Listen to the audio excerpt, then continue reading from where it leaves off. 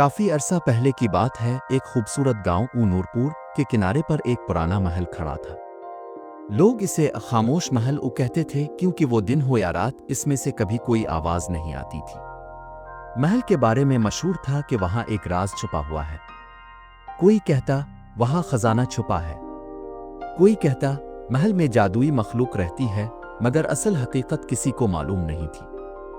गांव के बच्चे अक्सर महल के करीब से गुजरते हुए नजरें चुराते थे, लेकिन एक दिन 3 दोस्तों ने हिम्मत की। ये कहानी 3 दोस्तों की है, अली, ज़ारा और हमजा।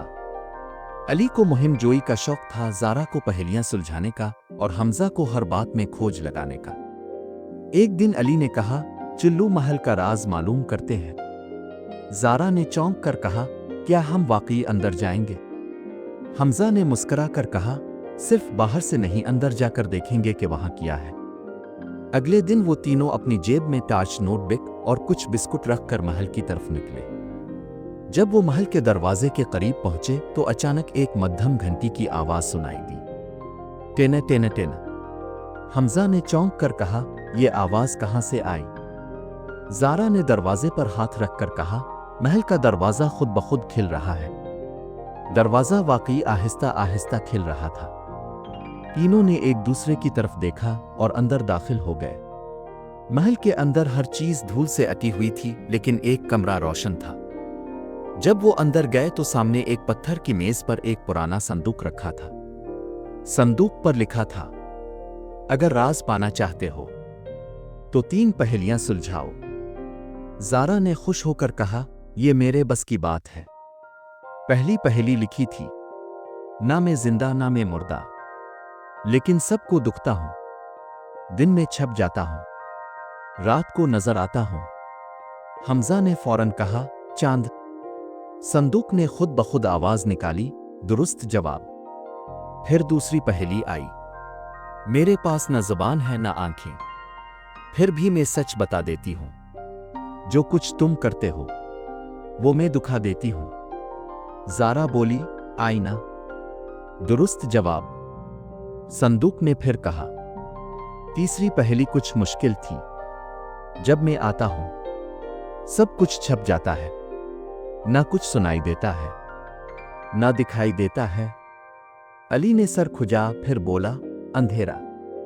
संदूक ने तेज रोशनी के साथ कहा, दुरुस्त जवाब।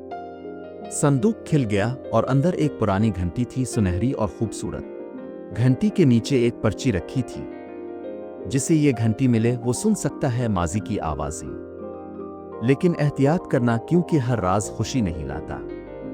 तीनों हैरान रह गए। अचानक घंटी बजी और महल में एक खूबसूरत औरत का साया जाहिर हुआ। मैं महल की शहजादी नायाब हूं। तुम तीनों ने पहेलियां सुलझाकर मेरा राज जानने की हिम्मत की। ज़ारा ने कहा, क्या आपकी रूह यहां कैद है? शहजादी नायाब ने सर हिलाया, मेरे साथ एक धोखा हुआ। मेरे वजीर ने मुझे कैद कर दिया ताकि वो खजाना ले जाए, मगर इस खजाने की हिफाजत इस घंटी से हो रही थी। अली ने पूछा, हम आपकी मदद कैसे करें? शहजादी बोली, इस घंटी को महल के बुलंद तरीन मीनार पर बजाओ, मेरी कैद खत्म हो जाएगी। तीनों दोस्तों ने घंटी उठाई और महल की सबसे ऊंची सीढ़ियों की तरफ दौड़े। रास्ते में मकड़ियां, झाड़ियां और धूल भरी राहें थीं, लेकिन वो ना रुके। आखिरकार वो मीनार के ऊपर पहुंचे। आसमान पर बादल छाए हुए थे और हवा तेज थी। अली ने घंटी बजाई, टननन टन। एक रोशनी आसमान से नीचे उतरी और महल जगमगा अलफाटे। शहजादी नायाब की रूह आजाद हो गई।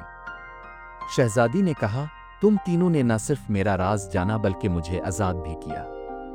अब ये महल तुम्हारा है। महल में छुपा खजाना एक किताब की शक्ल में था, जिसमें हजारों जादुई कहानियां थीं।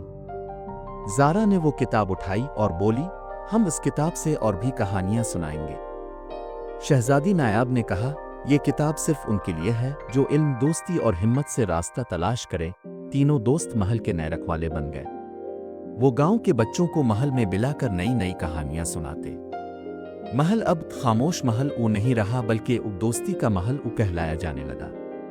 और घंटी, वो अब भी महल के दरवाजे पर लटकी है। अगर तुम वहां जाओ और दिल से इसे बजाओ तो हो सकता है तुम्हें भी कोई राज मालूम हो जाए।